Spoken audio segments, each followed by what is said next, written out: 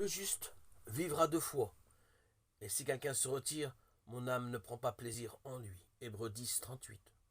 L'Épître aux Hébreux met l'accent sur la foi parce que sans la foi, il est impossible de plaire à Dieu. Verset 11, 6. Un grand nombre d'Israélites sortis d'Égypte ne sont pas entrés dans la terre promise à cause de leur incrédulité.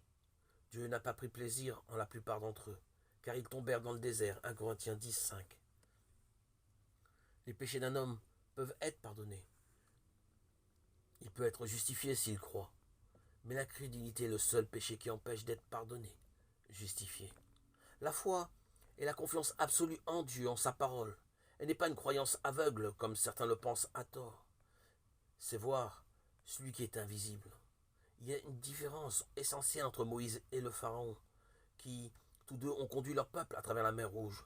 Par la foi, Moïse et les Israélites ont traversé la mer Rouge comme une terre sèche, mais le Pharaon et son armée, n'ayant pas la foi dans le Dieu d'Israël, ont été engloutis par la mer. Hébreux 11, 29.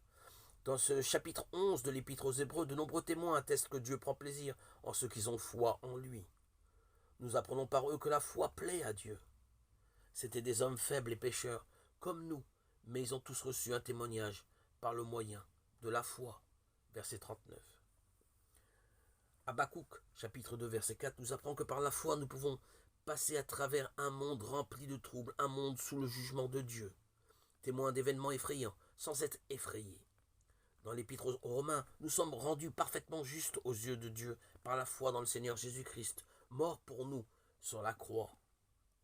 Dans l'Épître aux Galates, nous apprenons que non seulement nous sommes justifiés par la foi, et non par l'observation de la loi, mais que la vie que nous vivons aujourd'hui, nous la vivons par la foi au Fils de Dieu qui nous a aimés et s'est livré lui-même pour nous en dehors de tout principe légal. L'Épître aux Hébreux définit la foi et nous donne de nombreux exemples d'une foi véritable, vivante. Elle nous présente ce qu'est la vie par la foi, en nous engageant par-dessus tout à regarder à Jésus, le chef de la foi, et celui qui l'accomplit pleinement. Hébreux 12,